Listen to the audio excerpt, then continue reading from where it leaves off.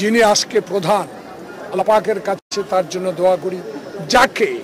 যিনি এখন পলাতক, শেখ হাসিনা 14 তলায় লিফট বন্ধ করে দিয়েছিল তার মামলা, পায়ে হেঁটে 14 তলা পর্যন্ত গিয়েছিলেন।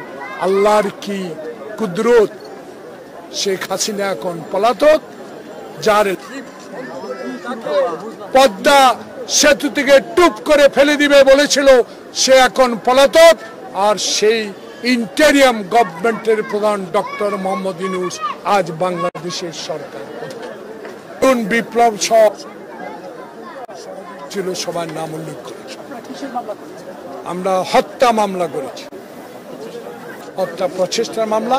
এই মামলা গ্রহণ করেছেন, মামলার তারিখ আমার লয়ারের কাছে আছে। Thank you very much. বাধ্য করতে আন্দোলন করে যারা জীবন বিসর্জন দিয়েছেন আজকে এই শের বাংলা নগর সামনের দিকে, তাদের জন্য আল্লাহ পাকের কাছে জোরের নামাজের পর দোয়া করি, আল্লাহ পাক যেন তাদের বেশ নসিব।